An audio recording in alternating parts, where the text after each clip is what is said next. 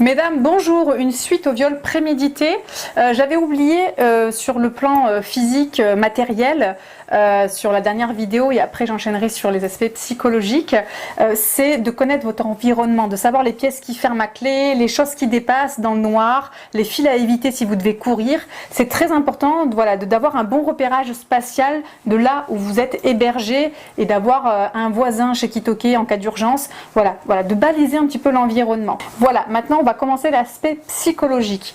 En général, j'observe que ce sont des hommes qui sont plus âgés que les dames et donc ça sera beaucoup plus facile dans cette configuration-là de pouvoir flatter leur ego et surtout faire appel à leur image paternelle. Surtout s'ils sont déjà papas, c'est encore plus facile, mais de pouvoir leur dire oh, tu me rappelles mon papa, oh t'étais gentil, comme un père pour moi, voilà, de réactiver ce lien père-fille qui n'est pas réel et qui n'est pas présent, mais afin d'activer sa culpabilité s'il a des pulsions sexuelles ou des intentions amoureuses, parce qu'ils peuvent aussi tomber amoureux.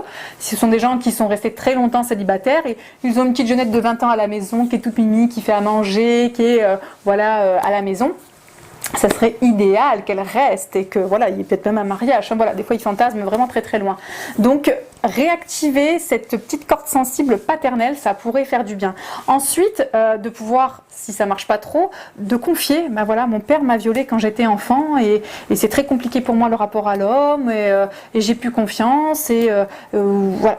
Racontez n'importe quoi du moment que ce soit crédible. Si c'est le meilleur ami de votre père qui vous héberge et que vous êtes en danger, racontez pas ça, évidemment. Il va falloir activer le bon sens dans ces mensonges-là et dans l'attitude que vous allez mettre en place. N'hésitez pas à mentir et à raconter même que vous avez un petit copain, par exemple, qui est en Suisse, qui peut pas venir pour l'instant, mais que voilà, il appelle souvent. Faites-le vivre, cet imaginaire d'un petit copain ou de frères qui sont pas très loin, mais qui peuvent pas venir vous héberger ou vous aider pour l'instant.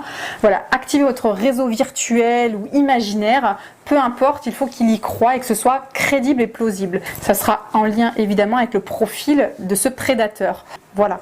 Je vous remercie de m'avoir écouté, c'est pas évident, n'hésitez pas à m'appeler, c'est vraiment des entretiens que je peux faire gratuitement pour ces conseils de survie, mais surtout essayez de partir le plus vite possible, ces prédateurs sont dangereux et ils n'hésiteront pas à abuser de votre gentillesse et surtout à vous violer.